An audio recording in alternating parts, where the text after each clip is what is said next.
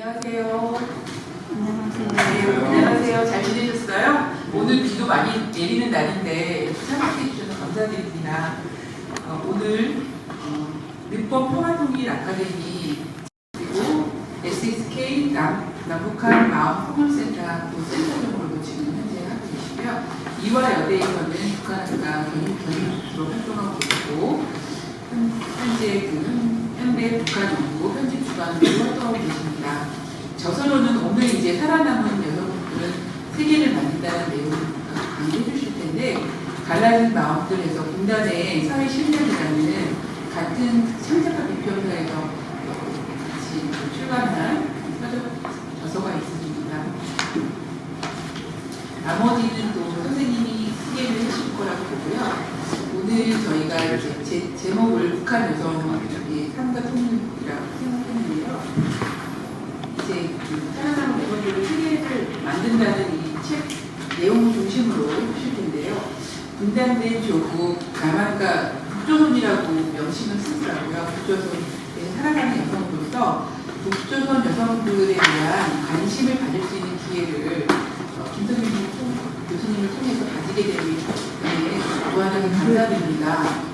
여전히 남한과 북조선에서 현존하고 있는 가부장제 사회 구조 속에서도 여성으로서 분단된 나라에서 전쟁의 위협을 느끼면서 한반도에 살아간다는 것은 정말 남한과 북조선의 여성들의 삶이 어느 정도는 닮아있지 않을까도 상상해 보았습니다. 그래서 어려운 현실을 극복해 나갈 수 있는 방안으로 평화통일을 지향하면서 북조선 여성들에 대해서 관심을 가지고 새롭게 만날 수 있는 좋은 시간이 되시길 바라겠습니다. 그럼 살아남은 여성분들은 세계를 만든다라는 주제로 강의해 주실 김성윤 교수님을 여러분들 힘찬 박수로 모시겠습니다.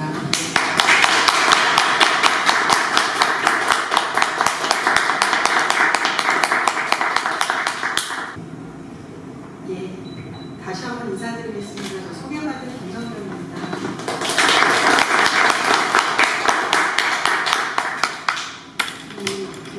오늘 이렇게 의미 있는 자리에 불러주셔서 영광이고요.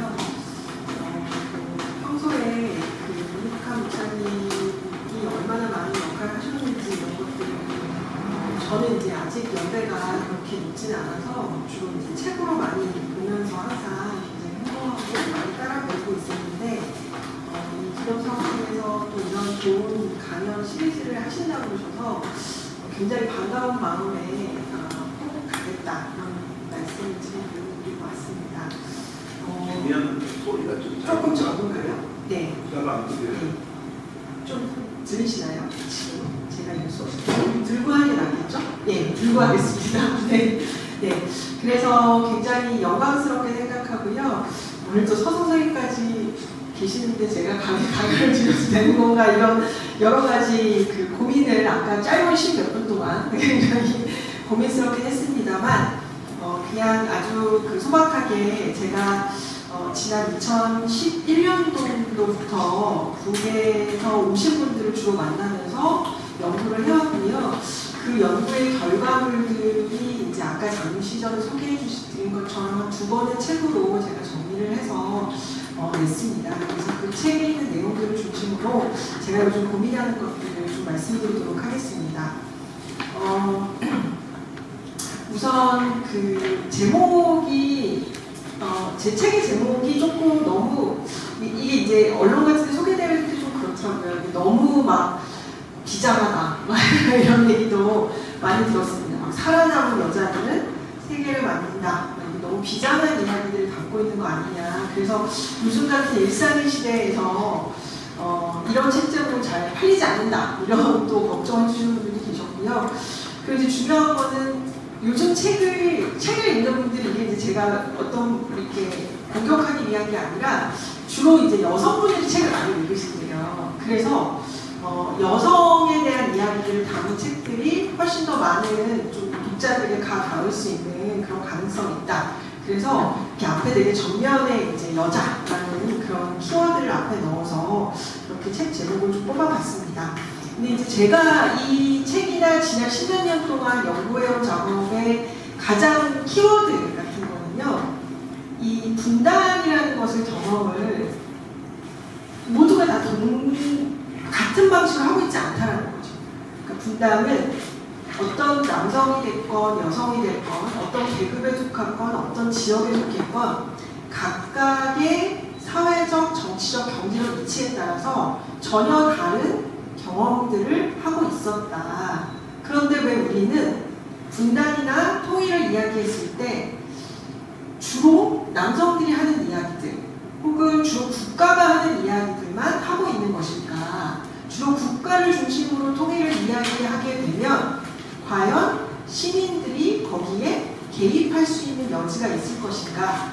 이런 질문들 같은 게 있었습니다. 그래서 제가 하려고 했던 작업들은 가능하면 이 분단국에 살고 있는 많은 사람들의 이야기들, 많은 사람들의 경험들, 그리고 그들이 어떤 식으로 헤쳐나가고 있는지 적극적인 전략들, 이런 것들을 소개하는 것이 굉장히 중요하겠다. 그런 소개하는 작업들에 중심을 두고 있다. 이렇게 생각하시면 될 것 같습니다.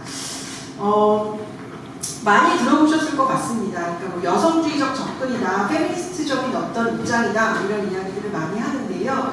뭐 서구에 있는 철학자들이나 연구자들이 뭐라고 이야기를 하냐면 우리가 지금까지 보편적인 지식 하나만 가지고서 이야기하는 것이 잘못되었다. 그 보편적인 지식은 이미 근대가 어떤 측면에 있어서 굉장히 한계를 맞이하게 되고 그리고 다양한 정체성들이 부상하게 되면서 한 개의 보편적인 지식은 가능하지 않다. 오히려 각각의 위치 지어져 있는 지식들, 위치 지어 있는 지식들을 다양하게 많이 이야기함으로써 이 과학이라든가 합리성을 더욱더 구축할 수 있다. 이런 의미들을 도나 하러웨이라든가 많은 페미니스트 철학자들이 이미 얘기한 바가 있습니다. 그래서 제가 하려는 작업은 그런 것 같아요. 우리가 역사하면 영어로 히스토리잖아요. 네. 그래서 이제 많이 얘기하는 게 그들의 이야기인 거죠. 히스토리가 되는 거죠. 근데 그래서 보통 역사는 아주 단일하게 합의된 방식으로 이야기가 전개되는 경우가 굉장히 많아요. 그것이 아니라 역사 자체의 다양한 결들을 이야기하는 것, 드러내는 것, 그런 시도가 바로 그녀들의 이야기, 바로 her stories를 만들어내는 것이다. 저는 이렇게 생각하고 있고요. 그런 입장에서 북조선에서 만난 여성들, 북조선 여성들, 그리고 남한 여성들에 대해서 좀 소개를 해드리려고 합니다. 아까 잠깐 말씀드린 것처럼 이 식민이라든가 전쟁이라든가 분단 같은 한반도의 역사가 모든 이들에게 같은 방식으로 혹은 비슷하게 경험되지 않는다는 것이죠. 그래서 여성 혹은 소수자에게 과연 전쟁과 분단은 무엇이었을까? 이런 논의들을 해보려고 했고요. 이런 논의는 꼭 저만 하는 것이 아니라 많은 탈식민주의자들, 특히 탈식민 페미니즘을 이야기하는 많은 연구자들이 이야기를 했어요. 제일 많이 알려진 사람이 바로 최정우와 엘레인 킴이라는 분이 계시죠. 뭐 민족과 젠더라는 책으로 굉장히 많이 알려져 있기도 하고 위험한 여성이라는 그 책으로 그 에디티드 볼륨이긴 한데 그 책으로 많이 알려져 있는데 우리가 지금 뭐 한미 동맹 이런 얘기 굉장히 많이 하잖아요. 그래서 이거 뭐 전작권을 우리가 가져올 것이냐 마냐 뭐 이런 식의 논의를 많이 하는데 사실상 한미 동맹의 굉장히 중요한 특성 중에 하나는 미국에게 안보를 외주를 주고 그 대신 여성을 제공한 것이다 라는 논쟁도 있습니다. 그러니까 이제 많이 알려져 있는 것처럼 미군의 미군 위안부라고 얘기되는 기지촌 여성들의 문제가 굉장히 오랫동안 심각하게 다루어져 있었고 뭐 이런 논의들이 다 우리가 좀 관심을 갖고 기울여야 되는 관심을 기울여야 되는 어떤 주제가 아닌가라는 생각이 드는 거죠. 그것뿐만 아니라 인도의 여성주의자들 중에 이제 가장 많이 알려진 사람이 차트라 모한티라는 사람인데요. 이 사람이 뭐라고 얘기하냐면 이 식민주의 작동을 잘 한번 살펴보니까 이게 단순히 제국과 식민과 피식민 이 구조가 아니라는 거예요. 그 안에 그것을 가로지르는 가부장제라는 것이 같이 작동하는 경우가 상당히 많더라. 그래서 똑같은 조선 사람이라고 해도 일본 제국으로부터 여러 가지 폭력을 경험하고 탄압을 경험하고 착취를 경험했는데 이 조선의 여성들은 그 남성성이 흔들리는 남성성을 경험한 조선의 남성으로부터 또 한 번의 착취를 경험하는 이중적 착취 구조에 노출되어 있다라는 주장을 한 바가 있습니다. 물론 이거는 사트라모아티라는 여성학자는 인도의 사례를 가지고 이야기를 합니다. 그러니까 영국 식민 그 상황에서 도대체 인도의 여성들이 어떻게 인도의 남성으로부터 착취당하고 그리고 그거보다 더 이상으로 영국 제국으로부터 착취받았는가 이런 논의들을 한 바가 있죠. 그래서 저도 역시 이러한 논의들을 좀 궁금하게 좀 보는 걸 되게 중요할 것 같다는 생각이 들고요. 그래서 좀 관심을 갖는 건 그런 겁니다.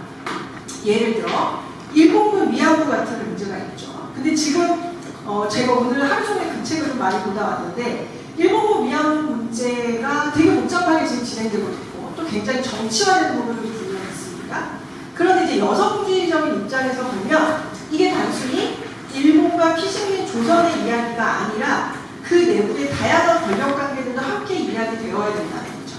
그때 조선에 공모했던 조선의 기업, 혹은 조선의 지주, 조선의 남성들은 어떠한 역할을 했는가 이런 것까지 같이 이야기가 될 때 향후 정말 탈식민이라는 주제를 접근해갈 수 있는 것인데 이게 이제 굉장히 어떻게 보면 단순한 민족주의적인 방식으로 일본 제국과 피식민 조선이라는 틀로 이야기할 경우에는 굉장히 논의의 제한이 될 수밖에 없다. 자, 이런 논의들이 바로 탈식민주의 여성주의고 제가 좀 더 중심을 두고 살펴보는 어떤 이론적 접근이다 이렇게 말씀드릴 수 있을 것 같습니다. 그래서 좀 분단부터 우리가 좀 살펴볼 필요가 있을 것 같아요. 그래서 이 분단 그리고 전쟁이 여성들에게 어떠한 것이었나 이런 질문부터 한번 시작해보죠. 전쟁 시기의 여성 그리고 전후의 여성 전쟁은 여성에게 무엇이었는가 이런 거죠. 한국전쟁은 여성에게 무엇이었는가. 물론 엄청난 국제전이자 국지전이었고요. 내전이었고요. 수많은 사람들이 목숨을 잃었고요. 국의 영토의 대부분은 초토화되었고요. 굉장히 지금의 그 정전 70주년이라고 이야기하는 것처럼 전쟁이 지금도 지속되고 있는 여러 가지 문제점이 있는데 또 어떤 측면에서는 전쟁 시기에 가부장제에 착취받던 조선의 여성들이 처음으로 자신의 일을 찾아가는 과정이었다는 해석들도 있어요. 그 전에는 굉장히 가난했기 때문에 여기저기 화정민으로 지낸다거나 자기 이름도 모르고 글도 몰랐던 사람들이 전후에 뭔가 국가를 건설해야 되고 전쟁 시기에 전쟁 물품을 만들어야 되기 때문에 공장의 노동자로 길러 나왔던 경험들이 존재하는 것이에요. 그래서 이거는 양차 세계대전도 그렇습니다. 1차 세계대전, 2차 세계대전일 때 여성들의 실업률이 가장 낮은 것으로 알려져 있어요. 그만큼 남성의 일자리들을 여성이 차지하게 되고 그 과정에서 상당한 역량 강화, 인파워먼트를 경험하게 된다라는 그런 논의들도 있습니다. 물론 그것뿐만 아니라 다양한 폭력에 대한 이야기도 분명히 할 수 있죠. 물론 전쟁 시기 여성들은 자신의 어떨 때는 정말 전방에서 뭔가 일을 하는 전쟁에 직접적으로 참여하는 여성들도 있었고요. 아니면 자신의 자녀나 남편을 전쟁터로 보내고 굉장히 많은 고통, 가족을 잃는 고통을 경험하기도 합니다. 그러니까 이제 제가 말씀드리고 싶은 건 이 전쟁이라는 것은 굉장히 복합적이라는 거예요. 하나의 상으로 설명하려는 것, 누군가를 피해자로 얘기하거나 누군가가 가해자라고 명칭하게 얘기하는 것 자체가 일정 부분 히스토리의 작업이라는 거죠. 남성 중심적인 역사를 만들어가는 작업이다. 그래서 저는 이거를 해체하려는 시도들, 이런 게 이제 굉장히 우리가 분단을 접근하는 입체적인 방식이다라고 생각하고 있습니다. 이거는 단순히 전쟁뿐만이 아닙니다. 그 이후에 산업화의 과정도 역시 여성들에게 무엇이었는가라는 질문을 좀 던져볼 수 있을 것 같아요. 제가 왜 이렇게 오른쪽 왼쪽 화면을 두 개로 두었냐면 가능하면 남북의 여성들의 상황을 좀 비교해 보시라는 뜻으로 이렇게 구분을 한 겁니다. 잘 알려져 있죠. 전태일 여사가 그렇게 이 노동법에 대해서 구호를 외치면서 분신을 했을 때 사실은 그 청계천의 엄청난 여공들의 열악한 노동 상황 때문이었죠. 그건 무슨 얘기냐면 1950년대, 60년대 한국 사회의 상당 부분의 경제적인 어떤 기반을 닿는데 여성 노동력들이 그렇게 동원돼서 아주 열악한 상황에서 노동하는 상황이 있었다라는 것을 우리도 기억할 필요가 있습니다. 지금 들어서 이제 여성들이 다 교육도 받고 목소리도 높아지고 교육도 높아지면서 여성들이 막 굉장히 위기감을 느끼는 게 사실이지만 사실은 불과 10년, 15년 전까지만 해도 여성들의 교육의 정도라든가 그리고 직장에서의 여러 가지 노동의 권리라든가 그리고 노동이 자신이 뭐 승진하거나 이런 여러 가지 권리 같은 것들이 다 여성이라는 이유로 굉장히 젠더화되어 있는 경험을 한 바도 있습니다. 뿐만 아니라 저는 이제 5, 60년대 남한 여성들을 보고 나니 또 북조선 여성들 5, 60년대의 북조선 여성들이 좀 보이더라고요. 특히 이제 50년대 들어서서 53년도에 정전이 되잖아요. 그래서 이제 북은 빠르게 전후복구를 하는 것이 굉장히 중요했습니다. 전후복구가 특히 중요한 거 특히 평양이나 대부분의 지역이 한국전쟁 그렇게 얘기하거든요. 최초의 공중전이었다. 그러니까 그 모든 이 전투기가 막 날라들어서 북의 대부분의 지역을 폭격을 한 것으로 잘 알려져 있어요. 그러니까 평양은 완전히 다 무너져 있는 상태였고요. 그때 김일성이 나서서 빠르게 전후복구를 하겠다. 그 전후복구를 하면서 증산을 해야 된다. 더 빠르게 생산해야 된다라는 많은 여러 가지 동원 운동이 있었습니다. 그것이 잘 알려진 것이 바로 천리마 운동이라는 것이 있었죠.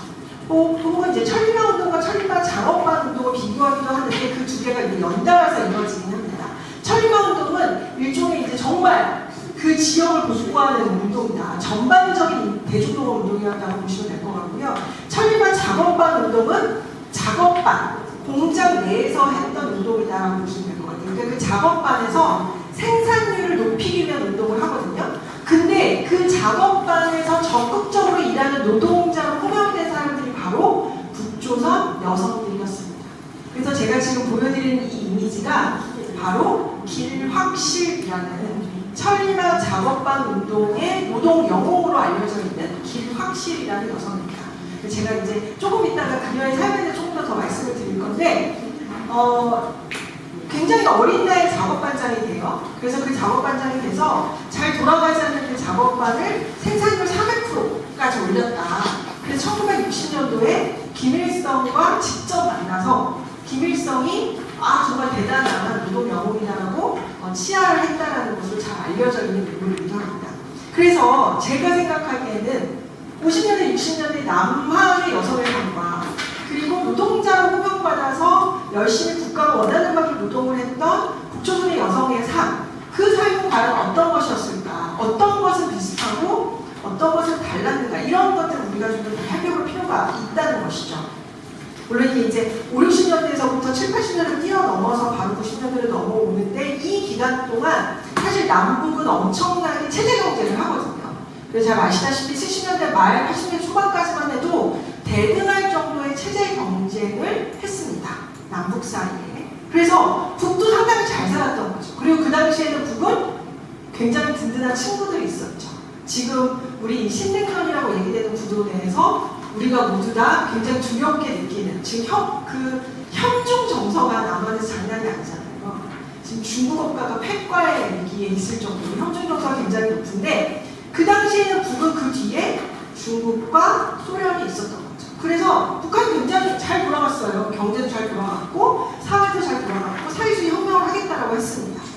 남한도 엄청나게 빠르게 경제 성장을 이루어내죠. 근데 그것이 딱 문제가 돼서 무너지기 시작한 것이 저는 97년도 남한은 IMF 이 금융위기 사태라고 보는 거죠. 그 금융위기 사태 때 어떤 일이 일어납니까? 바로 대부분의 노동이 유연화되기 시작한 거죠. 이 노동 자체가 변하기 시작해 97년도라고 보시면 돼요. 그래서 지금 생각해보면 약간 좀 그런 생각 많이 하는데 경제적인 구조가 97년도부터 변하기 시작해서 사람들의 마음을 완전히 장악하는데 한 20년 정도 걸리는구나. 요즘 그런 생각을 좀 많이 하고 있기도 합니다.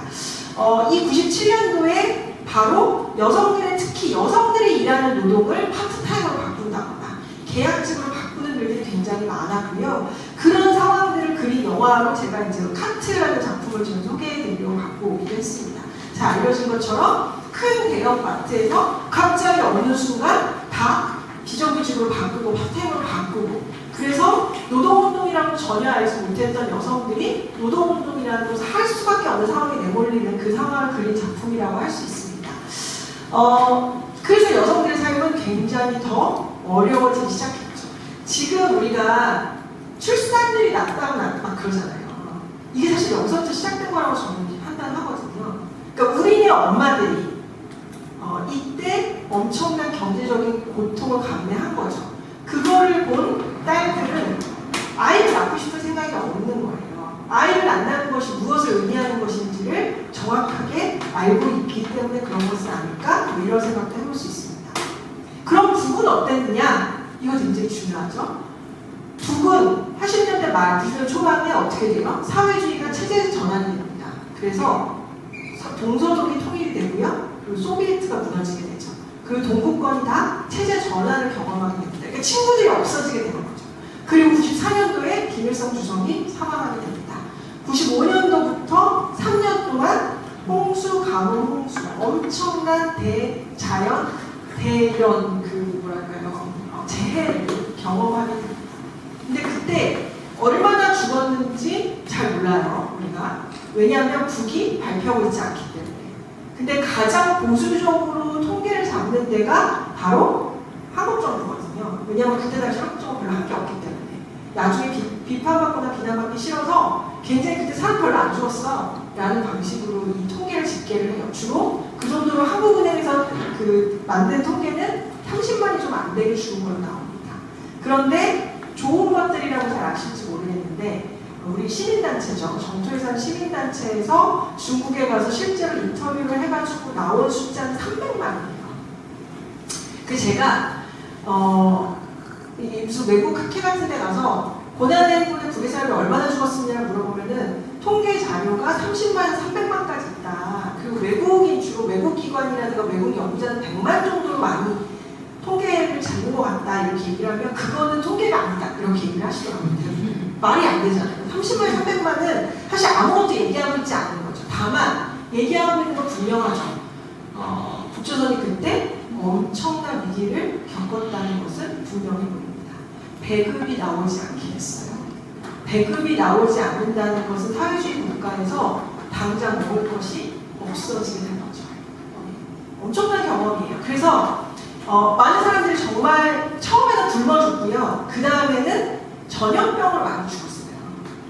물도 안 좋고 그리고 이제 몸이 약해지니까 병이 막 돌고 그래서 사람들이 막 죽어나갔다 이런 건 이제 많이 알려진 바가 있습니다.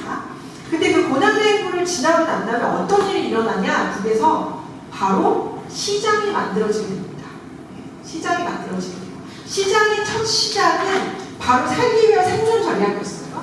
그냥 살아남으려고 쌀을 안 주니까 여성들이 나가서 쌀을 막 만들고 뭐 여기저기 다니면서 집에 있는 것도 갖다 팔고 그리고 내 동네에는 뭐 보리가 많이 나오면 옆 동네로 가서 달걀을 바꿔오고 이런 일이 사실 시장화의 시작이었습니다.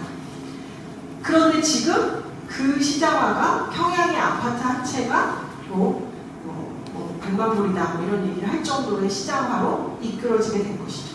거기에 중심이 바로 북조선 여성들입니다. 여성들이 시장화를 이끄는 가장 주된 집단이다 이렇게 보면 될 것 같아요.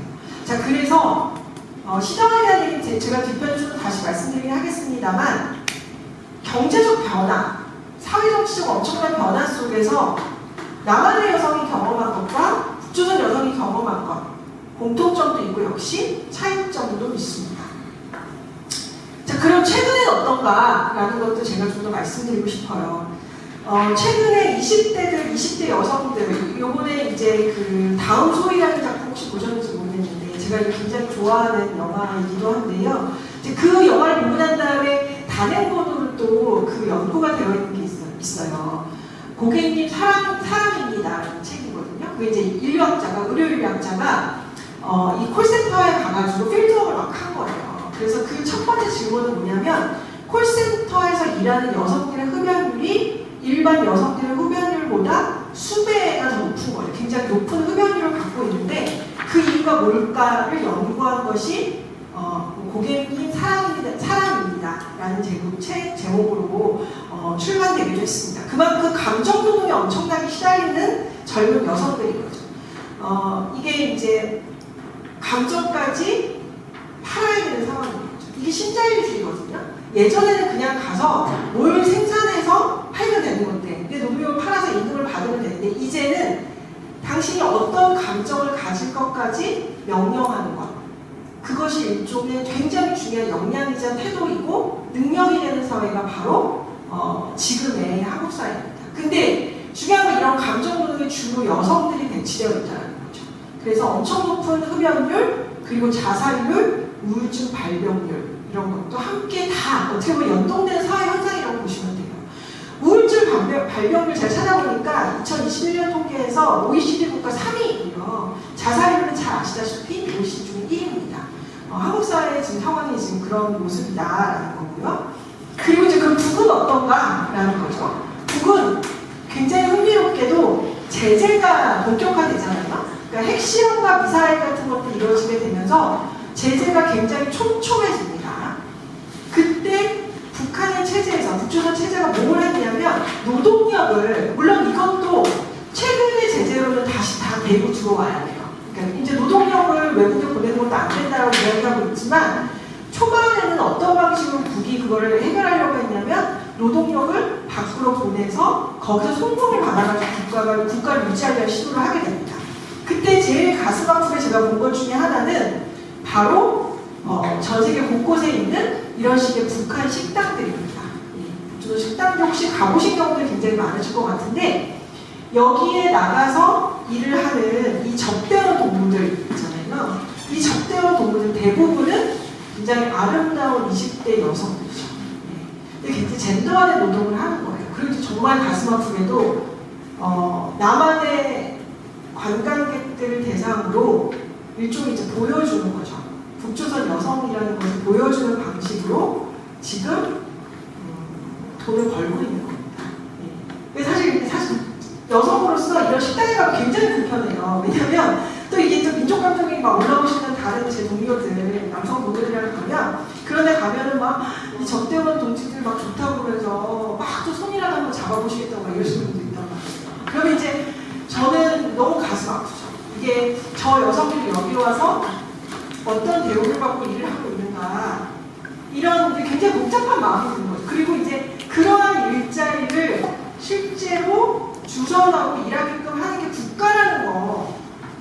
그러니까 우리가 예전에 독일에 간호사를 굉장히 열악한 조건의 여성들을 뽑아서 보내서 사실상 간호사 일이 아니었잖아요. 통영에 가서 보시면 그 간호사를 수기해놓은 그 박물관이 있더라고요. 거기 가서 보면 가서 간호사 지금처럼 뭐 환자를 돌보는 일이 아니라 시체를 깎는 일 같은 일, 가장 최악의 일을 많이 하는 걸로 남한의 간호사들이 간 거거든요. 그러니까 국가가 일종의 직업 소비소가 되는 거죠. 그리고 이제 국가의 재정이라든가 국가 경제에 도움이 되는 거죠. 북은 지금 2023년도에도 지금 여전히 그런 일을 하고 있다는 거죠. 되게 흥미로운 건 이 북조선 식당에 있는 여성들의 한복이 점점점 변해요. 이걸 또 연구하시는 연구자도 있어요. 제가 2011년도에 북조선 식당에 가서 만났을 때 여성들이 입은 한복의 스타일과 23년의 스타일이 굉장히 다른 거죠. 그 이유는 뭐겠어요? 다 고객들의 일정 부분 취향을 반영하는 거죠. 조금 더 치마가 짧아지고 저고리가 점점 더 타이트해지고 그러니까 이런 것들이 국가가 어떤 식으로 여성을 활용하고 있는가 이런 것에 대한 질문 같은 것들을 좀 해볼 필요가 있다라는 말씀을 좀 드리고 싶습니다. 제가 이제 말씀드리고 싶은 거는 앞에 이제 좀 장황하게 말씀드리긴 했는데 북의 여성들만 아주 특수한 위치에 있다고 생각하지 않는 게 굉장히 중요하거든요. 그러니까 이제 비교적인 시각으로 북의 여성들을 접근하는 것, 그리고 나의 삶과 연동해서 보는 것, 나의 어머니와 할머니가 경험했던 것과 지금 북조선 여성이 경험하는 것이 과연 어떤 점에 서로 연결되어 있는가, 그리고 분단이 어떻게 개입되어 있는가, 국가는 거기서 어떤 역할을 하고 있는가, 이런 것들을 같이 생각하는 것이 굉장히 중요해서 그런 맥락에 좀 생각을 해보시면 좋겠다라는 말씀을 좀 드리고 싶고요. 이제 조금 더 북조선에 있는 여성들 상황이 어떤지에 대한 정보를 좀 드려보려고 합니다. 제가 이제 북조선을 이야기할 때 많이 고통스러운 것 중에 하나는 그겁니다. 특히 이제 뭐 여성이라든가 젠더 이런 부분은 제도는 남한보다 30년 빠르게 다 완비가 돼요. 그러니까 뭐 동일 노동 동일 임금, 그렇죠?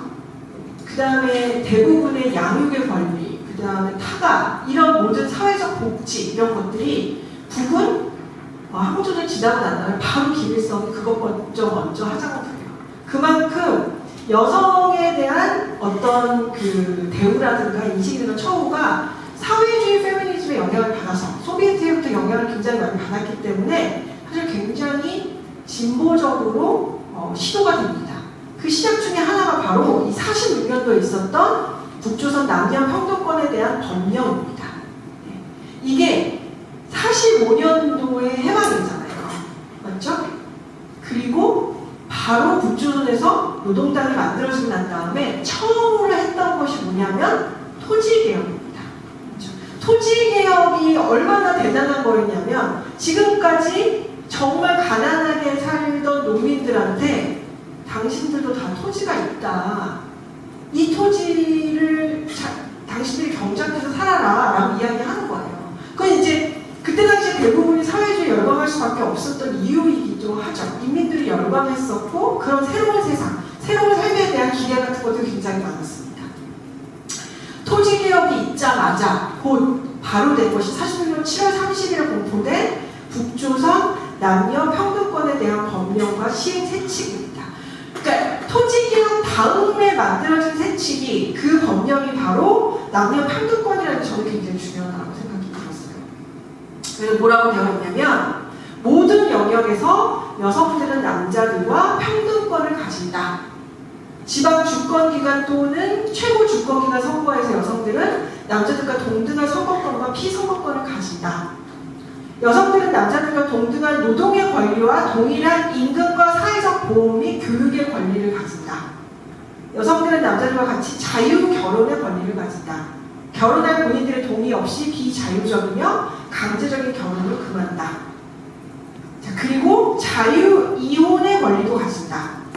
모성으로서 아동의 양육비를 이전 남편에게 요구할 소송권을 인정하며 미혼과 아동 양육비에 관한 소송은 인민재판소에서 처리하도록 한다.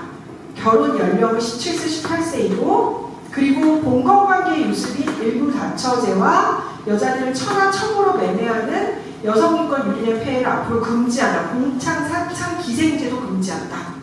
이제 이렇게 정말 디테일하게 여성들의 권리를 보장하는 법령을 바로 만드는 거죠. 자, 그리고 그 다음에 바로 제3의 토지 상속권을 가지며 이혼할 때는 그 토지를 나눠 가질 권리를 가진다라고까지 공표를 하게 됩니다. 자, 그래서 그때 당시 북조선 여성들의 수기라든가 신문 기사, 노동신문 같은 거 보잖아요. 여성들이 엄청나게 반기고 그리고 사회활동을 막 되게 적극적으로 해요. 그 공부를 막 해야 된다. 여성들이 또 글을 배워야 된다. 여성들이 능력을 키워야 된다. 이런 담론들이 아주 적극적으로 노동당을 중심으로 계속 선전되고 여성들에게, 사실 여성들도 힘들었겠죠. 예전에는 집에만 있었고 집에서 농사일만 하던 여성들한테 갑자기 나와서 일해야 된다. 그리고 글을 배워야 된다. 사실 이게 여성들에게 또 이중적이기도 해요. 처음에는 이거 뭔가 새로운 세상인가? 이렇게 생각을 하다가도 또 다른 측면에서는 너무 다른 세상이기 때문에 그걸 따라가기 굉장히 어려워하는 모습을 보이고 있기도 했었습니다. 이렇게 그렇게 다양한 모습들이 있었다라는 것을 좀 말씀드리고 싶은데요. 그래서 제가 이제 책에서는 책의 좀 구조가 좀 독특합니다. 그래서 사실 이게 책이 이렇게 많이 팔리지 않기 때문에 이거를 이제 다 소개해드리기가 좀 어렵긴 합니다만 일부는 북조선의 여성들의 삶을 중심적으로 제가 이제 소개를 하고 있는 건데요. 그 일부에서 정확하게 4명의 여성들이 등장합니다. 이 4명의 여성들을 제가 이제 뭐 단순히 학술적인 그 글로 무슨 기락식은 어떻게 살았고 어쩌고저쩌고 이렇게 쓰면 어떤 측면에서는 학술적인 글이어서 그것 자체로 의미가 있을 수 있겠습니다만 북조선 여성들의 삶의 입체성을 이해하는 데 조금 도움이 되지 않겠다는 생각이 들었어요. 그래서 제가 그녀들의 삶을 좀 읽기 쉬운 이야기의 방식으로 제가 소개를 하고 있는데 그 이유 중에 하나는 바로 이 길확실이라는 사람이 천리마 작업반장의 수기를 써서 굉장히 유명해진 사람입니다. 1961년도에 나왔거든요. 그리고 이 길확실의 엄마는 이 정말 소장농에서 일을 했던 여성이었고 처음에 남편을 한국전쟁에 보내고 큰아들을 한국전쟁에 보내고 남편을 잃고 이런 인물로 나와요. 그래서 그런 인물들이 도대체 한국전쟁과 국가건설기에 어떠한 경험을 하게 되는지를 다양한 방식으로 소개를 하고 있습니다. 근데 이제 그녀의 삶을 좀 자세히 보면 이 길확실이라는 사람, 제 이름을 왜 두 개 넣냐면 원래 본명은 길건실이에요. 길건실인데 이 사람이 일을 너무 잘하는 거죠. 그러니까 동무들이 다 얘기한 거예요. 정말 일을 너무 확실하게 하는군. 자네의 이름은 앞으로 확실이라고 하게 이렇게 이제 막 얘기를 하게 된 거죠. 그러면서 나중에 길확실로 이름이 굳어졌다라고 알려져 있어요. 길확실이라는 사람입니다. 이 사람이 평양제사공장에서 일을 시작하게 되었고 그리고 천리마 작업반 운동에 참가하게 되고 60년도에는 선구자대에 참가하면서 김일성 수령을 만나게 되는 거예요. 그래서 제가 아까 처음에 보여드렸던 그 이미지가 바로 선구자대에 나와서 연설을 하는 거예요. 내가 어떻게 노동자들의 마음, 특히 여성 노동자거든요. 제사공장이라는 게 시를 만드는 거예요. 명주시를 만드는 게고 지금 이 제사공장은 가장 유명한 김정숙 제사공장이라고 이름을 바꿨어요. 김정숙은 김일성의 부인이자 김정일의 엄마죠. 김정숙 평양 제사공장으로 바뀌었는데 그 제사공장에서 시를 이제 뽑아가지고 이런 일을 하는 그런 역할을 하게 됩니다. 근데 이제 이 수기를 잘 보잖아요. 제가 이 수기를 보면서 어떤 생각이 들었냐면 우리가 그냥 노동신문에서 북에 있는 노동신문에서 얘기한 것처럼 엄청난 성과를 그냥 마치 기계처럼 만들어낸 것을 노동신문에서 많이 얘기를 하는데 이 수기를 보면 어떤 힘들어하는 이야기들이 많이 들어가 있어요. 예를 들면 이거 내가 할 수 있을까? 나 이거 못할 것 같은데? 난 능력이 안 되는 것 같은데?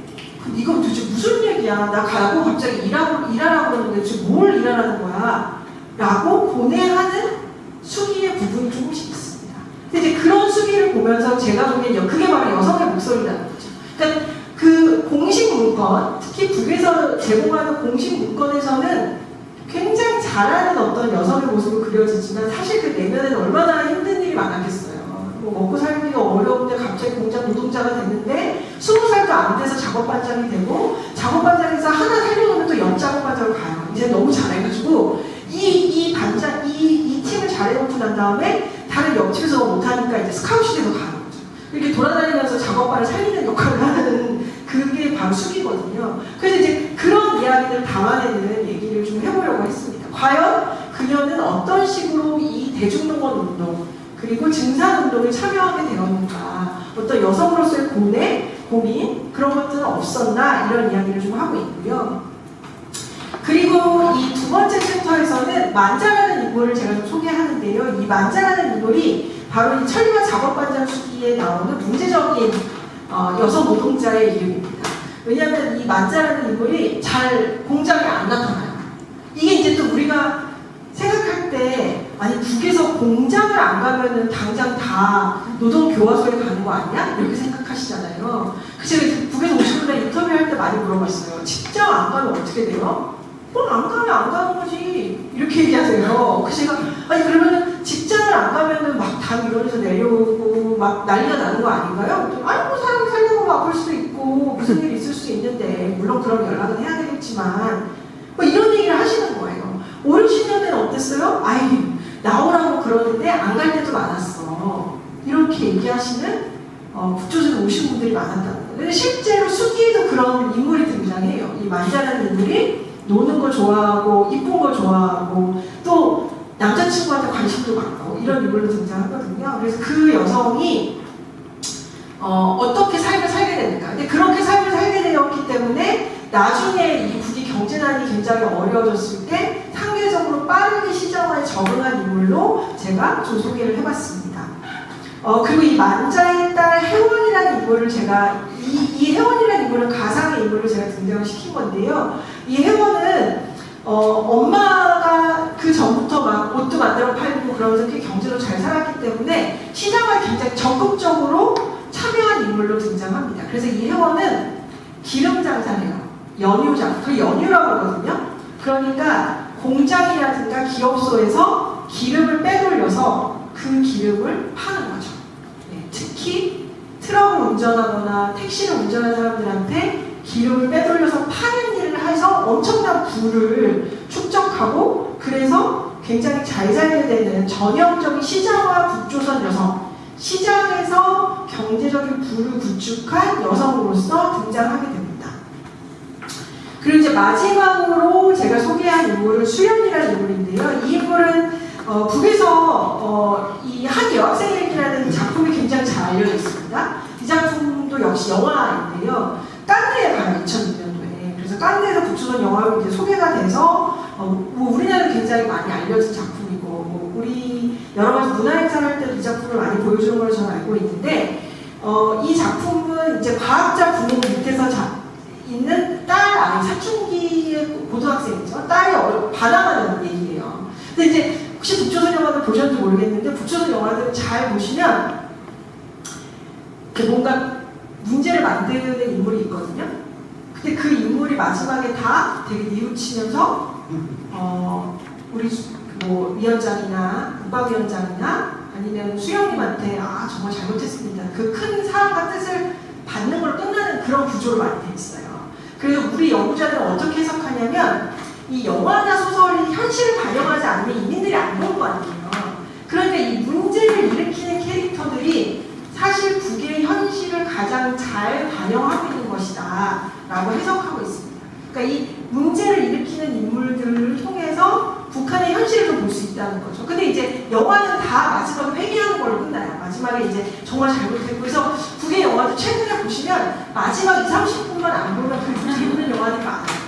마지막에 얼마나 2016년도에 나온 우리 집 이야기라는 작품 같은 거 보시면 앞에는 이거 좀 너무 심한데 여자가 이렇게 또 이렇게 자기 희생하다 이런 얘기를 하다가 그래서 거기까지는 약간 우리나라 옛날 신파 같은 느낌이 좀 보게 되거든요. 근데 마지막에 또 완전히 또 위원장님 막 이러면서 막 눈물을 막 흘리는 그런 장면이 나와요. 그래서 그 뒷부분 안 보면 조금 뭐 이해하기가 쉬운데 거기 나온 인물이 영화 속에서는 그냥 아버지의 뜻을 따라 과학자가 되는 거 결론이 나거든요. 근데 마리아님 그녀가 많은 그 북조선의 젊은 세세대의 사람들처럼 똑같이 해외에 나가서 일을 하는 그런 역할을 하게 되면 어떻게 될까 그런 이야기의 구조로 북조선 여성들의 삶을 제가 좀 소개하고 있습니다. 근데 이제 제가 이런 식의 글쓰기 전략을 일종의 픽션과 논픽션을 혼합해서 서술하는 방식으로 좀 글을 썼어요. 이게 여성주의적인 어떤 글쓰기의 방식이다 이렇게 해서 요즘 좀 유행하는 글쓰기의 방식이기도 하거든요. 왜냐하면 우리가 논픽션이라고 얘기하는 것이 과연 얼마나 논픽션인가 그 픽션이라는 것이 과연 완전히 픽션인가 이건 이제 다 되게 논쟁적인 거잖아요. 픽션과 논픽션은 항상 굉장히 경계를 가지고서 섞여 있는 가능성이 높은데 만약에 북조선 여성들의 삶을 뭔가 복합적으로 보여줄 수 있다면 조금 더 적극적인 글쓰기 방식을 해야겠다라는 생각에서 이 4명의 인물을 등장시켜서 그런 이야기들을 좀 해보려고 했습니다. 자, 그래서 그녀들의 삶을 쭉 보니까 결국 보여지는 게 몇 가지가 있어요. 하나는 북은 엄청난 이중 노동의 구조라는 거죠. 50년대부터 40년대부터 동등하다, 남성과 여성은 동등하다라고 한 이유 바로 국가 건설을 위해서였던 거죠. 그래서 공적 노동의 영역에 여성들을 많이 호명하게 됩니다. 여성들은 좋죠. 갑자기 학교도 갈 수 있게 되고요. 원하면 과학자도 될 수가 있고요. 다양한 일을 할 수 있으나 굉장히 좋았어요. 근데 문제는 바로 이 사적 영역이었던 거죠. 사적 영역에서의 가부장성은 그대로 유지가 되는 거죠. 북은 많은 연구자가 이제 와다르키나 그런 선생님들도 많이 분석하지만 이제 가부장적 사회주의다 이런 얘기도 많이 하시는데요. 이게 이제 수령이라는 절대적인 아버지가 있고 그 밑에 인민들이 자녀로 구성되어 있는 그리고 이제 여성은 어머니의 역할, 뭐 노동당은 어머니 당이라고 얘기하기도 하지만 어머니가 아닌 여성이 존재하기 어려운 어떤 문화적인 구조가 만들어져 있는 사회다 이렇게 해석하고 있습니다. 그런데 여성들을 좀 더 효율적으로 일하게 하기 위해서 어떻게 해야 되겠어요? 바로 이 가사노동을 일정 부분 해결해야 되겠죠. 그래서 50년대 했던 게 뭐냐면 가사노동을 사회화하기 시작합니다. 그래서 이제 우리가 조선중앙 TV 같은 거 보면은 뭐 장공장이 어쩌고저쩌고 뭐 이런 얘기 많이 해요. 뭐 물고기 공장에 요번에 김정위원장이 갔다 뭐 이런 얘기도 하고요. 반찬 공장, 밥 공장 이게 이제 다 등장해요. 세탁 공장, 타가소 육아 관련 여러 가지 시설들 이런 게 계속 나온단 말이죠. 근데 이 얘기는 뭐냐면 이미 60, 70년대부터 북에서 하려는 것 중에 하나가 우리가 지금 생각도 못하는 거지만 여성들이 일을 마치면 밥 공장에 들려서 말린 쌀이래요. 그게 밥 공장 논문을 또 이제 쓰려고 보니까 쌀을 말려서 물만 부으면 그러니까 햇반인 거예요. 그러니까 옛날 버전의 햇반이 그때부터 이미 만들어진 거죠. 쌀을 말려서 레토르트로 가서 물을 부으면 밥이 되는 거를 만들어서 여성들에게 그걸 가질 수 있게 된 거죠. 그러니까 여자들은 아침에 출근하면서 출근할 때 애 맡기고 일해요. 일 끝나면은 밥 공장에서 밥이랑 반찬 들고 애 데리고 집에 오는 거죠. 그러니까 적어도 여성들한테 밥하는 것에 대한 고통 이런 것들을 많이 해결해 주려고 했다 이런 얘기도 있고요. 세탁 공장도 공장을 만들어버리고 예전에 우리 엄마는 세탁기 없을 때 어떻게 했어요? 저희 엄마 지금도 제가 기억이 나는데 맨날 그 빨래판으로 막 이런 거 많이 하셨었는데 세탁기가 사실 이렇게까지 대중화된 지 그렇게 오래되지 않았어요. 이제 우리 엄마는 다 손으로 하셨단 말이에요. 다 그래서 다 이런 관절력 있으시잖아요. 근데 북은 어떻게 했냐? 세탁 공장을 만들어버린 거예요. 세탁 공장을 만들어서 근데 문제는 이거죠. 세탁 공장을 만드는데 거기서 일하는 사람들이 주로 여성이죠. 그러니까 이게 젠더화된 노동인데 여자들한테 일자리를 주는데 사실상 나의 일은 세탁 공장에서 일을 하는 거야. 이렇게 구성된 거예요. 옷 같은 거 갖다 주면 가서 또 빨아주는 거예요. 그러니까 이런 구조들을 만들었다. 근데 이게 또 흥미로운 얘기인데 잘 작동을 안 해요. 제일 흥미로운 건 밥 공장이 특히 작동을 안 해요. 왜냐하면 이 문화라는 게 그렇게 무서운 거예요. 엄마들이 자기가 직접 만든 밥을 자녀와 남편한테 먹여야 된다는 생각이 너무 강해서 밥 공장에서 손쉽게 가져갈 수 있는 밥을 안 가져가요. 안 가져가고 집에 가서 밥을 만드는 거예요. 왜냐면 이제 아무래도 뭐 각자의 입맛도 있을 것이고 자기가 한 밥보다 맛이 없을 수 있겠죠. 그러니까 그런 공공 서비스를 제공하는데도 여성들이 많이 사용하지 않아요. 그래서 이제 김일성 가지 같은 거 보면은 밥 공장을 많이 사용하게 하여야 합니다. 이런 얘기들 막 나와요. 물론 비용도 많이 들지만 밥 공장이라는 것 자체가 또 여성들이 원래 가지고 있던 문화로 인해서 완전히 정착하기 어려운 그런 구조 같은 것도 있었다라는 말씀을 드리고 싶고요. 그리고 이제 모성보호를 위한 다양한 정책 같은 것도 만들어집니다. 이거는 다들 놀라시더라고요. 바로 50년대부터 산전 60일, 산후 180일 휴가를 보장했다라는 거예요. 이게 이제 남한 같은 경우에는 법적으로 보장하는 것도 물론 지금은 여러 번 90일인가로 바뀌었을걸요. 근데 지금 그 다음에 더 큰 문제가 내가 휴가 갔으면은 돌아가면은 이제 책상이 없어져 있잖아요.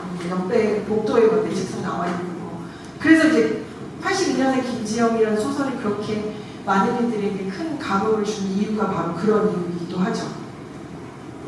그리고 이 타가소는 시설에서 젖대기만 붙어 있어요. 젖대기만 있다는 표현이 뭐예요? 애가 그렇게 어린 애부터 받아주는 거예요. 젖대기만. 그러니까 6개월 때부터 받아준다고 했거든요. 그러니까 이 산후 휴가가 끝나자마자 바로 타가소에 아이를 보내고 여성들은 나가서 일을 할 수 있는 그런 구조였다라는 말씀도 드릴 수 있을 것 같아요. 그런데 이런 이유 중에 하나는 물론 여성의 존재가 중요했기 때문이죠. 그래서 북은 여성동맹을 45년도 11월 18일에 만듭니다. 북조선 민주여성동맹을 만들고 51년도 전쟁 중에 조선민주사회주의 여성동맹을 만들고 이후에 두 번 정도 더 이름을 바꾸다가 2016년도에 조선사회주의 여성동맹으로 이름을 변경하게 됩니다. 그래서 이 여맹이라고 얘기되는 이 단체는 조선노동당의 외곽단체로 이 결혼한 여성들이 여기에 배치되어 있는 거예요. 그래서 요즘 같은 시기에 제일 많이 하는 게 38 노동이라고 하거든요. 그래서 그러니까 그 임금을 받는, 배급을 받는 노동이 아니라 간의 수공업 같은 일, 임금을 다른 사람들에게 받는 노동을 38 노동이라고 하는데 그 38 노동을 하는 게 대부분이 여맹의 조직원들이다라고 보시면 돼요. 그래서 이 결혼한 여성들 중에 직장이 없는 사람들은 바로 이 3.8 노동 같은 것들을 하면서 사실상의 경제 역할, 경제 활동을 하게 되었다라는 것도 굉장히 흥미로운 건데, 그러니까 정치 조직이 일종의 생존을 위한 조직으로 역할이 바뀌는 거죠. 이게 이제 굉장히 흥미로운 게 뭐냐면, 우리가 얼마나 북을 잘 모르고 있냐. 저도 이제 제가 이런 얘기하면서 굉장히 두려울 때가 많은데요. 우리가 이제 북의 통제사회 이런 걸 많이 얘기하면서 제일 많이 듣는 얘기가 5호 담당제 이런 얘기 많이 하잖아요. 5가정이 하나씩 세트가 돼서 한 명이 감시하고 있다. 이걸 5호 담당제라고 그러거든요. 그래서 이제 대부분의 북한 관련된 연구에서 다 5호 담당제가 되게 많이 나와요. 예. 근데 북에 오신 분들한테 물어보잖아요. 그 5호 담당제를 한 번도 들어본 적이 없다고 그러세요. 이게 어디서 시작했는지 몰라요. 그러니까 5호 담당제라는 게 과연 정말 존재하는 건지, 그런 볼고치기가 있는 건지, 그건 좀 더 따져봐야 되긴 하겠습니다만, 우리가 어떻게 보면 북을 보는 어떤 시각이 굉장히 포함되어 있는 것일 수도 있죠. 물론 생활총화해요. 매주 한 번씩 생활총화해요. 그리고 예술계는 일주일에 2번씩 생활총화하거든요. 왜냐하면 이제 이 수정주의자가 돼가지고 예술가는 특히 문학가 이런 사람들 엄청 세계에 막 하는데, 그렇지 않고 이제 한 번씩 생활총화하는 걸로 그게 조직 활동이죠. 그게 이제 자기를 가서 보고하고 반성하고 옆에 있는 사람들이 또 나를 비판하고 이런 과정을 겪는 건 당연히 있는데, 우리가 얘기하는 가까고 옆집을 누군가가 막 지켜보고 있고 감시하고 있고 이런 것들은 정확하게 지금 그런 정말 제도가 있는 건지 이런 게 좀 확인되고 있지 않다라는 것도 되게 흥미로운 것 중에 하나죠. 그러니까 우리가 보기에는 여맹 전원회의다, 노동당 전원회의다 막 TV에 나오잖아요. 그럼 막 모든 사람들 김정은 위원장을 중심으로 일사불란하게 어쩌고저쩌고 이런 얘기가 나와요. 근데 실제로 일상에서 이런 조직들이 어떻게 작동하느냐는 건 또 다른 얘기라는 거죠. 그거는 좀 더 굉장히 세밀하게 볼 필요가 있다. 특히 여맹 같은 경우에는 굉장히 뭐 국가를 위해서 물건을 만들고 해서 막 그렇게 하는 것을 보이는데, 또 어떤 측면에서는 자기들이 경제적인 어떤 활동을 하고 실천을 하고 물건을 팔고 이런 거에 네트워크로도 또 여맹 활동이 활용되고 있다는 것도 인터뷰에서도 확인되는 지점이다라는 것도 저는 굉장히 주목해서 봐야 되는 것 같아요. 자, 그래서 근데 이제 이 여맹이 되게 중요한데, 특히 이제 김정은 시기에 들어와서 이제 흥미로운 것 중에 하나가 2021년인가요? 2021년인 거예요. 여맹 또 전원회의가 있어요. 전원회의는 전원이 모인다는 회의라서 전원회의예요. 근데 여맹의 전원회의가 있었는데, 그때 이제 김정은 위원장이 친히 편지를 내립니다. 편지를 내려서 그게 이제 정말 저도 되게 놀랐는데, 아이를 많이 낳아라 이렇게 하거든요. 근데 최근에 북조선에서 다둥이 엄마들을 영웅이라고 해요. 모성 영웅.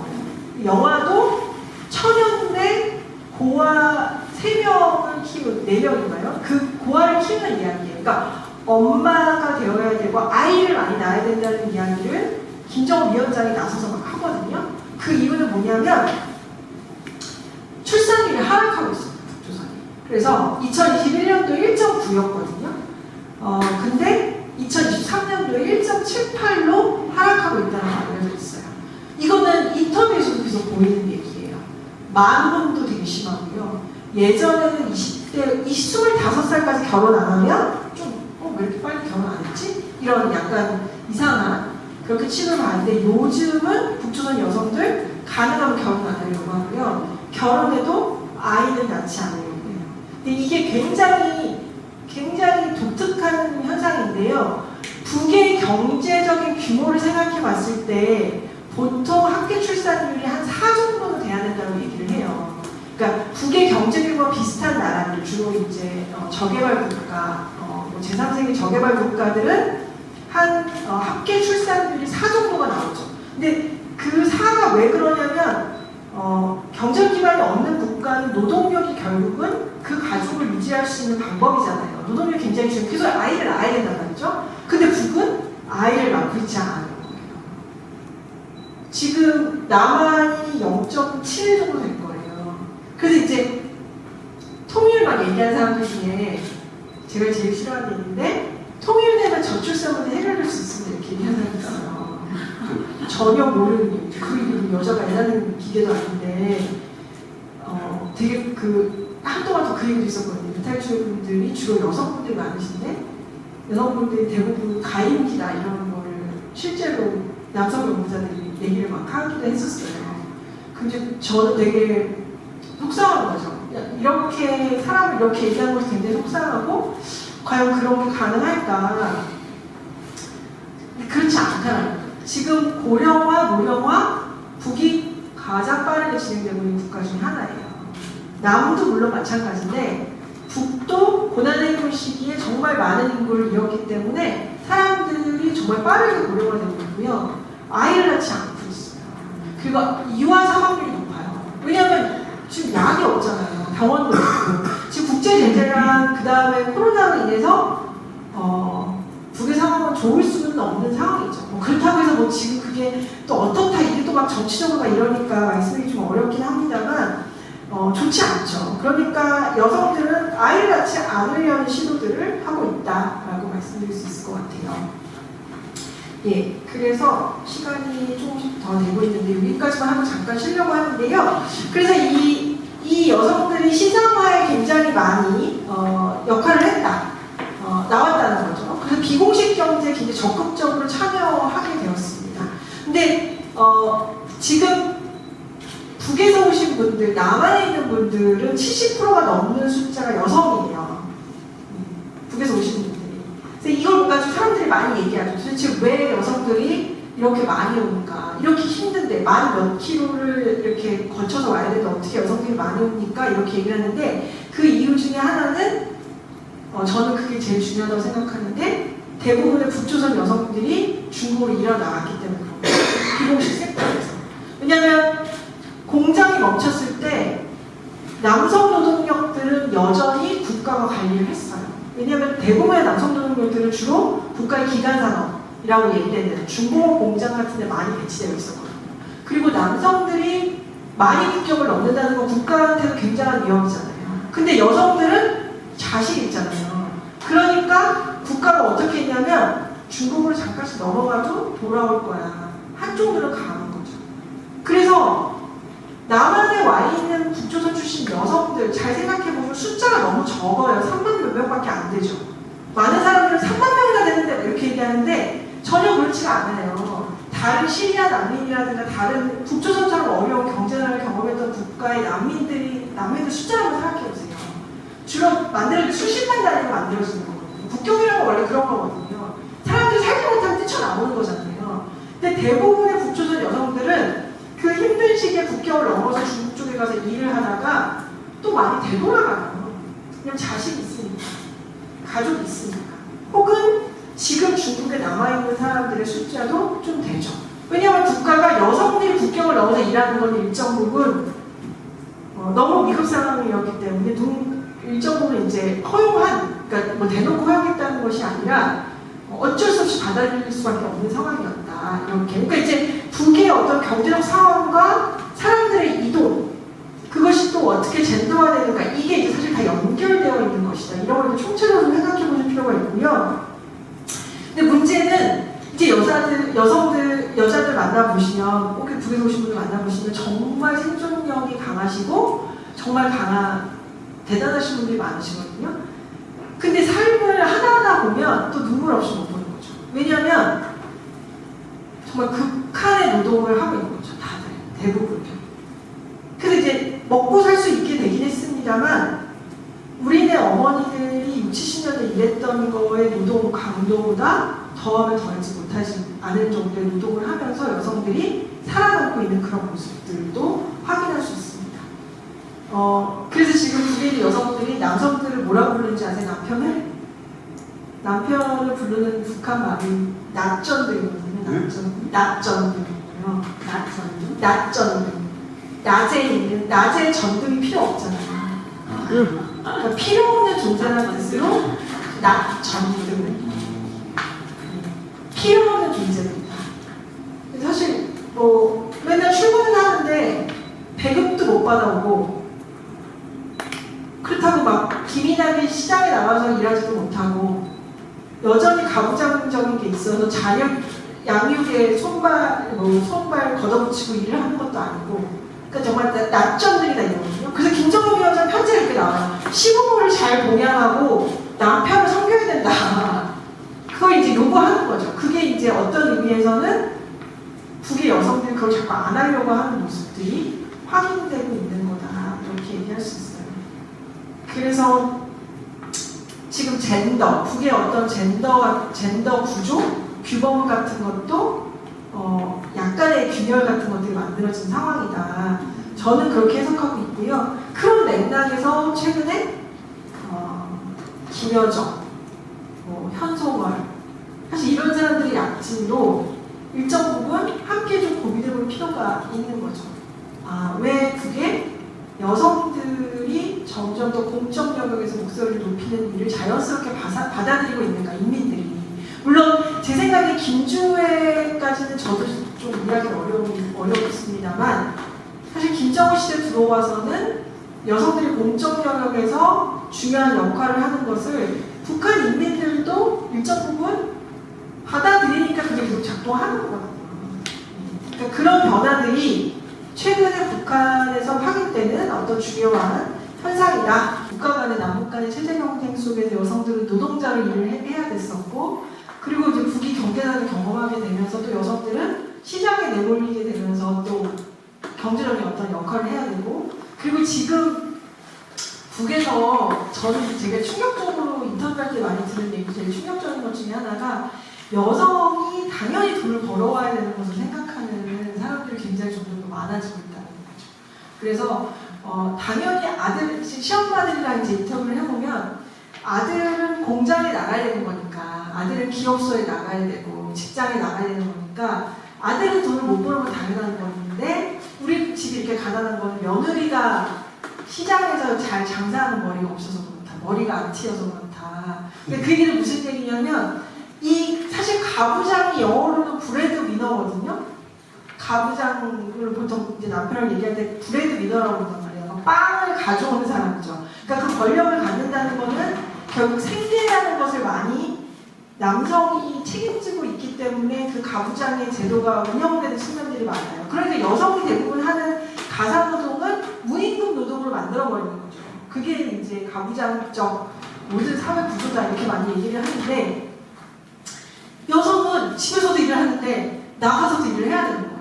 그래서 내가 나가서 제대로 돈을 못 벌어오고 음식 제대로 못 만들어 오면 굉장히 실패한 엄마가 되는 그런 상황이 지금 내몰리고 있다. 그래서 이제 북조선 여성들 정말 아까 제도는 너무 잘 되는 것 같다라고 선생님이 말씀해 주셨는데, 제도는 제가 봐도 제도만 보면 우리도 이제 학교 세미나하면 막 다들 찬탄해, 막 이렇게까지 막 이런 얘기를 하는데, 여성들 실제 삶은 전혀 또 다른 맥락인 거죠. 전혀 다른 어떤 굉장히 이중적인 구조에서 어려움을 겪고 있다. 그래서 이제 북에 있는 여성들이 먹고 살기 위해서 중국으로 나오게 됩니다. 많은 지역으로 나오는 걸로 많이 알려져 있는데요. 제일 많이 알려진 게 이제 이쪽은 단동이라고, 중국 쪽이 단동이고 북은 신의주죠. 그래서 이제 남북간 중국과는 무역이 다시 재개됐습니다, 어쨌습니다. 그러면 이제 KBS 이런 데서 맨날 신압록강대교 앞에 가지고 리포팅 하는 데가 바로 저기죠. 저기는 주로 공식적으로 합법적으로 나와 있는 사람들이 주로 많이 있어요. 그래서 저는 단둥에는 잘 가진 않습니다. 왜냐하면 저기 가면 이제 다 정말 배지 달고 있는 분들이 많으시고요. 실제로 이제 외화벌이 기업소에서 일하는 분들이 많이 나와 계시죠. 근데 이제 제가 관심 있는 건 아까도 말했지만 먹고 살려고 국경을 넘은 여성들의 관심이 많이 있기 때문에 주로 많이 가는 곳은 바로 연변조선족 자치주 조지역입니다. 제일 위에 있는 지역이죠. 그래서 이게 연길 지역이라고 얘기되는, 주로 이제 우리가 백두산 관광 가면 연길을 기점으로 해서 쭉 요즘 기차 타고 많이 가시는데 한 4시간 정도 가면 이제 백두산이 나오는 거고요. 이 지역은 조선족들이 예전부터 많이 모여 살기 때문에 연변 조선족 자치주라고 이야기를 하는 거고요. 경제적으로 어려울 때 북에 있는 사람들이 친척을 방문한다거나, 아니면 사실 강폭이 되게 좁은 곳도 많아요. 그래서 그곳 것을 넘어가서 거기서 뭐 일을 한다거나 식당에서 일을 한다거나 여가에서 일을 한다거나 그런 식으로 경제적인 행동을 실천을 하는 경우가 많이 있었습니다. 제가 2010년도에 만났던 대부분의 분들은 사실 합격국도에서 오신 분들이 많았어요. 그래서 이제 연길 요 지역인 거죠. 이쪽 지역에서 나와서 연길로 바로 가시는 분들이 많았는데 최근에 2013년, 14년, 15년 요 때는 해상에서 나오신 분들이 굉장히 많았어요. 원래는 해상에서는 공식적인 무역 같은 것들이 굉장히 많아서 해상 지역이 북에서 굉장히 잘 살기 때문에 사람들이 막 넘어오진 않았었거든요. 근데 그 시기에 해상 쪽에서 넘어오시는 분이 많았다. 그것도 하나의 굉장히 특이점이라고도 할 수 있습니다. 그리고 최근에 이 해상 주변으로 얘기되는 양강도 분들과 함경북도 분들이 이 북에서 오신 분들, 북조선 출신자분들의 대부분을 차지하고 있다 이렇게 보시면 돼요. 그러니까 뭐 평양에서 오신 분들 5% 정도밖에 안 되고요. 강원도에서 오신 분들도 5% 정도밖에 안 되고 평양, 남도 뭐 이런 지역에서 오신 분들 숫자가 굉장히 적어요. 대부분은 요 접경 지역에서 오신 분들이 많다. 이 접경 지역에 이유가 있는 거죠. 그래서 평화통일 아카데미에서 혹시 가실지 모르겠는데 저희 학교는 이제 북만 연구하는 곳이어서 방학 때마다 학생들을 데리고 또 이 지역에 막 갑니다. 근데 이제 좀 시절 좋을 때 조금 더 가까이 갈 수도 있고요. 그리고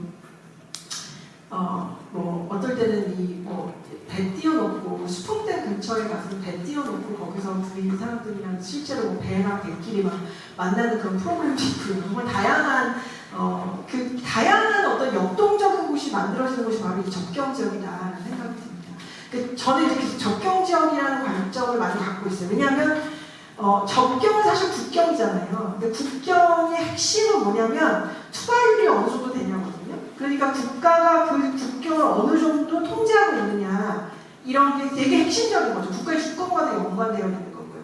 근데 사실 접경 지역에 가서 일상의 수준 사람들의 움직임을 보면 국가의 통제 아래 통제가 미치지 않는 방식으로 다양한 접촉 같은 것들이 있다는 거예요. 그 접촉이 사실은 북조선 여성들이 중국으로 넘어오게끔 했고 그리고 그녀들이 거기서 살다가 남한까지도 올 수 있는 어떤 고리를 만들어내는 경향이 있다라는 거죠. 이런 거에 또 그런 문화에 관심 있으시면 장률 감독의 두만강이라는 영화 작품도 있거든요. 그것도 한번 보시면 좋을 거예요. 이래요. 여기 가서 보면 그 사람들이 그냥 이렇게 앉아 있어요. 북에 있는 사람들이 이렇게 앉아 있고 막 여기 옥수수 같은 거 막 해가지고 농사 짓는 분들도 계시고요. 뭐 아이들 수영하는 것도 많이 보이고 여기는 해상 지역입니다. 왜냐하면 이제 해상은 이렇게 건물 같은 것들을 굉장히 많이 세웠어요. 그래서 이 건물을 또 뭐 보여주기식으로 북에서 너무 이제 관광객들도 많이 오고 그러니까 건물을 좀 제대로 막 발전시키려고 했다 뭐 이렇게 얘기하는 사람도 있습니다.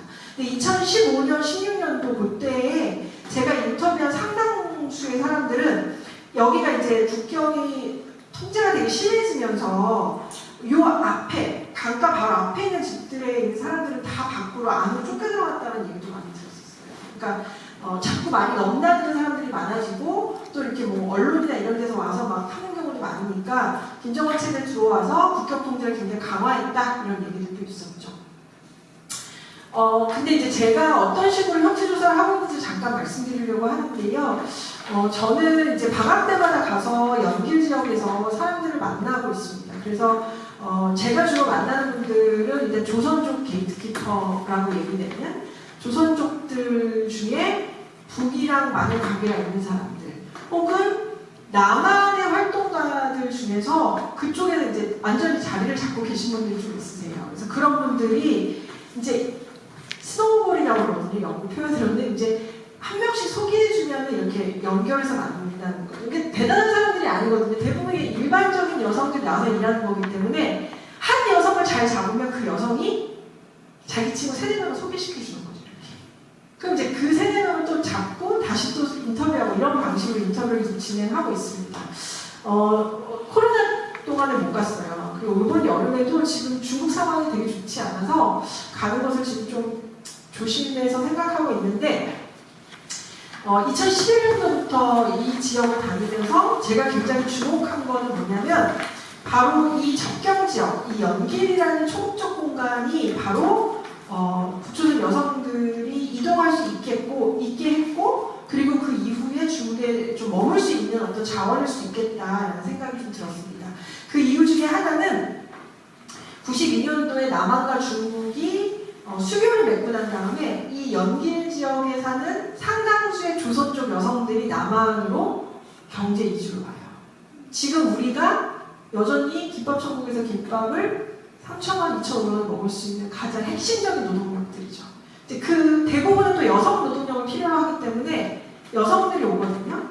근데 그래서 이제 그 당시에 그 시기에 린칭당 이런 잡지들이 있어요. 그 시기를 그 연구했던 그런 잡지들을 보면은 접경 지역의 마을에서는 온통 보토리들, 그러니까 남겨진 남자들인 거죠. 남겨진 남자들, 노인, 아이들만 있었다. 여성들은 일하러 돈 벌러 도시나 남한으로 간 거죠. 그러면 어떻게 되겠어요? 여성이 필요하겠죠. 네. 그랬을 때 불법적인 신분을 가진 북조선 여성들이 90년대 말부터 중국으로 넘어가게 되는 거예요. 그러면 이게 중앙정부에서는 북에서 온 사람 불법 체류자니까 다시 돌려보내 이렇게 얘기해도 지방정부의 차원, 그 로컬적 차원에서는 어때요? 북조선 여성들이 필요한 거죠. 그러니까 눈 감는 거예요. 그래서 마을마다 북조선 여성들이 적게는 한두 명, 많게는 10명이 모여있는 마을이 있다. 이런 거를 제가 확인할 수 있었죠.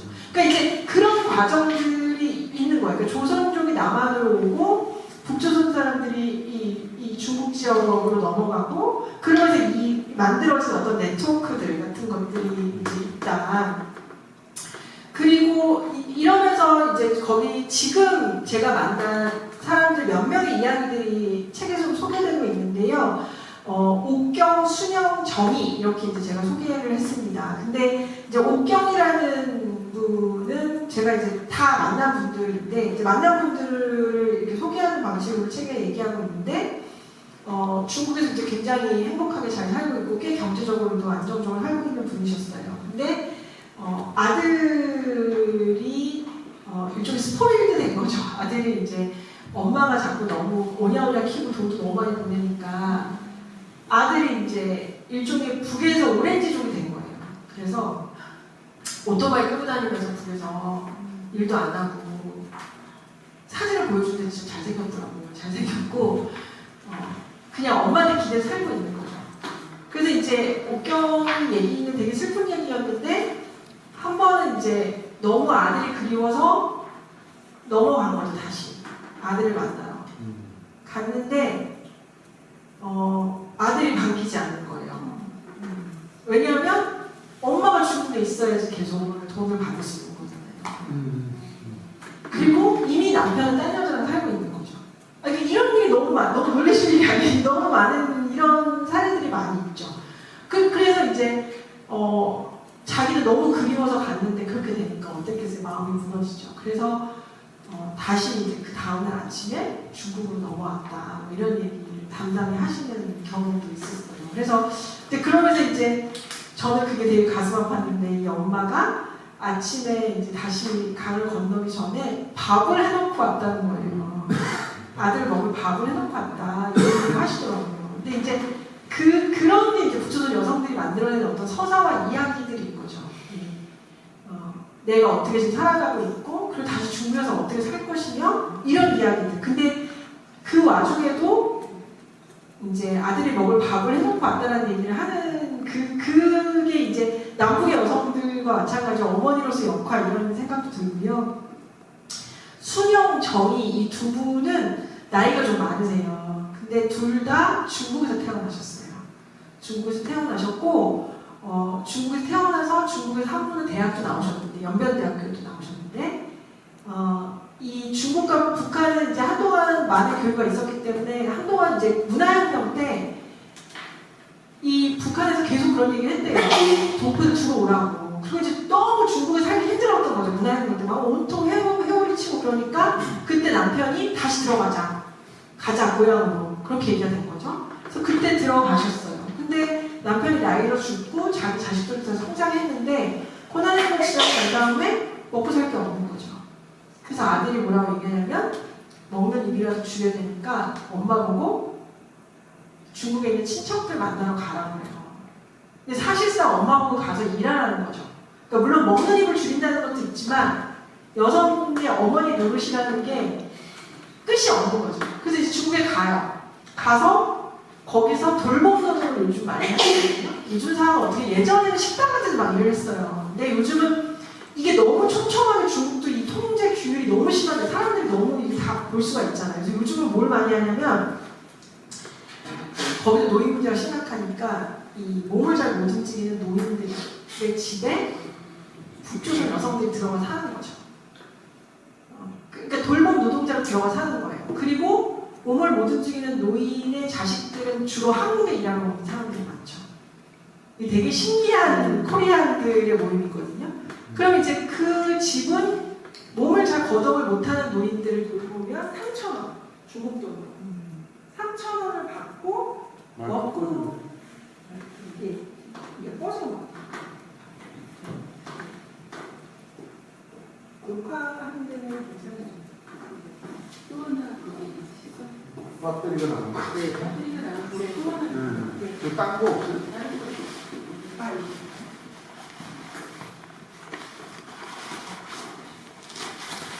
네. 아. 네. 그래서 그럼 이제 주로 돌봄 노동의 영역에 있는 거예요. 근데 돌봄을 하면 좋은 것 중에 하나 뭐냐면 집안에만 있잖아요. 그러니까 안전한 거예요. 공안의 눈을 피할 수가 있는 거죠. 그리고 이 할머니들은 다 중국에서 태어났기 때문에 중국어도 굉장히 잘하세요. 제가 막 같이 다니면서 너무 놀란 게 저 중국어를 못해가지고 이러고 있는데 할머니들이 막 식당 같은 데 가면 목소리 진짜 크게 막 소리도 지르시고 막 음식도 막 주문해 주시고 막 이러시더라고요. 그러니까 이 집에서 지내면서 노동하고 그걸 돈 벌어서 또 자녀들한테 보내주고 부대 자식들한테 김치 보내, 겨울에 동복 보내, 3,000원 벌고 제가 이제 인터뷰하면 조금씩 이제 비용을 드리면 또 그거 모아서 또 돈 보내. 이걸 하고 계신 거죠. 거기서.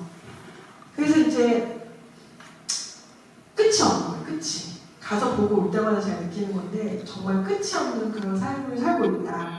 근데 그런 여성들만 있냐? 그렇지 않은 여성도 있거든요. 그러니까 제가 만났던 여성들 중에서 굉장히 자기영광 솔직한 여성들이 있어요. 그래서 중국보다 훨씬 더 나은 삶을 원해. 그래서 내가 브로커 일을 하게 되는 여성들도 있죠. 이거는 이제 영화에도 나와요. 영화 윤재호 감독의 마담비라는 작품이 있는데 그게 이제 사실 그 다큐멘터리 얘기예요. 그러니까 북조선 여성이 실제로 브로커가 돼서 다른 북조선 여성들을 이동하게끔 하는 그 이제 뭐 술집 같은 데도 소개시켜주는 그런 일을 하는 여성이 나오거든요. 그러니까 그런 여성들도 있어요. 그리고 조선족 여성들 중에서 북조선에서 나온 여성들 너무 안 됐다는 도움 준 여성들도 있고요. 그러니까 이게 다양한 여성들이 거기서 이렇게 아주 사실 국가 단위에서 보이지 않는 성들, 실천들 이게 이제 막 되게 조밀하게 막 움직이고 있다 이런 말씀을 좀 드리고 싶었어요.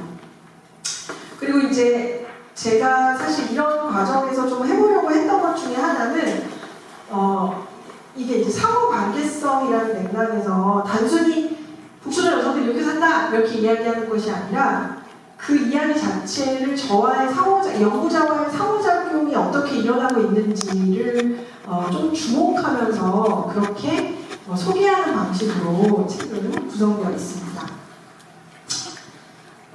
그러면 어떻게 해야 될 것이냐? 저의 문제의식 같은 건 이런 겁니다. 이게 이제 사실 저는 굉장히 안정적인 남한의 여성이 북에서 오신 분들의 삶을 그냥 소개할 경우에는 전략이 두 가지가 있거든요. 하나는 완전히 피해자를 만들어버리는 거죠. 사실 그렇게 굉장히 피해자성이 높기도 하죠. 굉장히 힘든 삶을 살고 있기 때문에. 그게 슬픈 스토리를 만들면 돼요. 그게 이제 많은 영화나 수기나 이런 데서는 그렇게 많이 얘기하죠. 뭐 무슨 일을 당했다, 무슨 일을 당했다. 이런 식의 이야기. 근데 제가 이렇게 살펴보니까 어떤 경험을 하게 되냐면 자주 만나고 오래 만나다 보니 이게 그 피해자라는 그 위치에 머물지 않으시는 거예요. 북조선 여성분들이. 너무 다면적이고 복합적이에요. 어느 순간에는 내가 이렇게 힘들게 살았어라고 이야기하지만 어떤 때는 또 굉장히 주체적이고 당차게 자신의 주장을 하기도 하고요. 삶을 만들어가기도 해요. 그런 과정이 사실 북이 지금까지 시정화를 만들어내는 것이고 변화를 만들어내고 아래로부터 변화를 만들어내고 있는 거잖아요. 근데 불쌍한 북에서 온 폭력에 노출되어 있는 여성이라는 이미지가 너무 강해서 때로는 제가 이런 다양한 모습을 이야기하면 많은 사람들이 되게 불편해하죠. 이거 아닌가? 우리가 많이 생각하는 피해자 여성의 그 틀에 왜 안 들어가지? 자기 욕망을 이야기해? 이런 거에 대한 굉장한 혼란, 이런 것들이 좀 존재했습니다. 그래서 제가 한 어떤 전략 같은 경우에는 여기 이런저런 이론적으로나 방법론적으로 하는 시도들이 많이 있는데요. 저와의 상호작용을 그대로 좀 분석하고 소개하는 것을 하는 것이 굉장히 중요하겠다라는 생각이 드는 거죠. 그걸 통해서 어차피 나는 북에서 오신 분을 완전히 다 이해하지 못한다. 네. 내가 아는 것은 굉장히 부분적일 수밖에 없다. 하지만 그 부분적인 것이 드러나는 그 맥락, 나와의 상호작용을 보여주는 거죠. 독자들에게, 그리고 나만의 대중들에게 보여주는 거죠. 그러면 적어도 사람들이 이런 맥락에서 이 북에서 오신 이분은 이런 이야기를 하고 있구나, 이런 경험을 하고 있구나 라는 것을 확인할 수 있는 것이 아닐까? 라는 생각이 들어서 상호 주체성, 상호 관계성 이런 이야기들을 조금 더 적극적으로 하려고 했습니다. 그래서 이제 이게 학술적인 글쓰기의 방식이 아니에요. 그래서 이제 이게 되게 사실 전략적으로 이렇게 쓴 거거든요. 막 각주를 많이 달고 논문을 많이 달고 이론을 많이 넣고 이렇게도 쓸 수 있겠습니다만 제가 첫 번째 책 좀 약간 그렇거든요. 첫 번째 책이 제 친구가 그러더라고요. 나 이 책 처음부터 끝까지 다 읽은 사람 아무도 없을 거야. 막 이런 얘기 저한테 하더라고요. 왜냐하면 막 어려운 얘기를 앞에 너무 많이 깔아놔서 재미없어서 안 읽었을 거야. 이렇게 얘기하더라고요. 그래서 그게 중요한 게 아니겠구나. 이게 내가 경험한 여성들의 삶을 잘 드러낼 수 있는 방식으로 글 쓰는 것이 결국은 정치적인 거고 여성주의적인 것이고 다른 방식의 글쓰기겠다. 이런 생각이 좀 들었습니다. 그리고 또 다른 거는 온통 분단 얘기는 국가 얘기만 합니다. 한번 잘 생각해 보시면 요즘 이제 통일이나 요번 프로그램은 그렇지 않으실 텐데 저는 이제 이런 대중강연 시민강연들 많이 해보면 제가 항상 딱 하나의 어떤 알리바이로 들어가 있는 경우가 되게 많아요. 대부분은 국제정치, 남북관계 쫙 중국 전문가 하나, 소련 전문가 하나, 요즘 이제 일본 전문가 하나 넣고 쫙 하고 난 다음에 하나 여성 이렇게 이 사람 북조선 사람 이렇게 저를 이렇게 약간 넣는 경우가 많아요.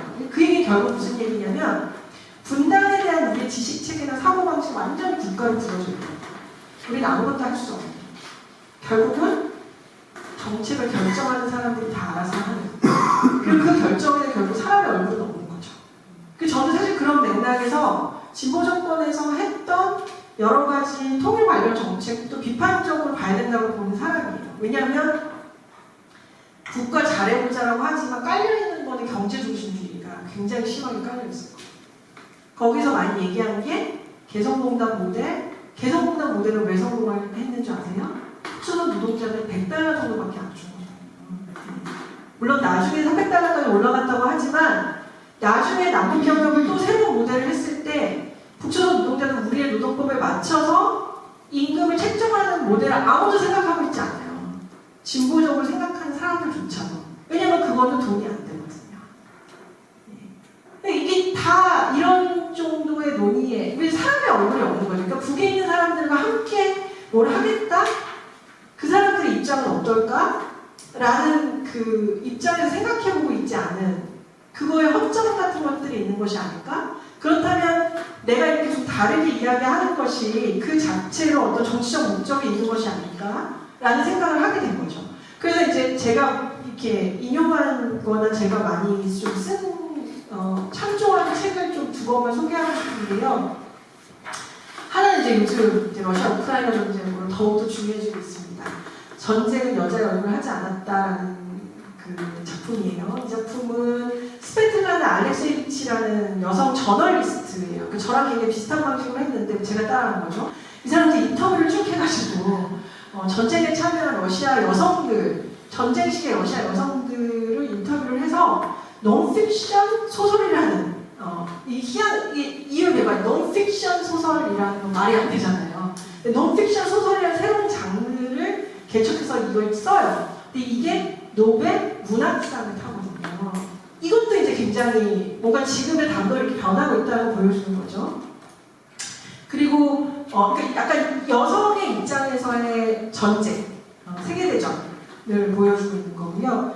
또 다른 거는 저희 연구자들 사이에서 굉장히 좋아해서 유행했던 책인데 프랑스의 노동자 계층의 게이 남성, 그것도 유색인종인 남성이 자신의 원래 계급적 토대를 어떻게 도망치려고 했는지, 그러니까 자신의 이야기를 이렇게 되돌아보는 방식. 그러니까 인간의 삶 자체가 사실은 미시적인 사례는 결국 거시적인 걸 보여주는 거잖아요.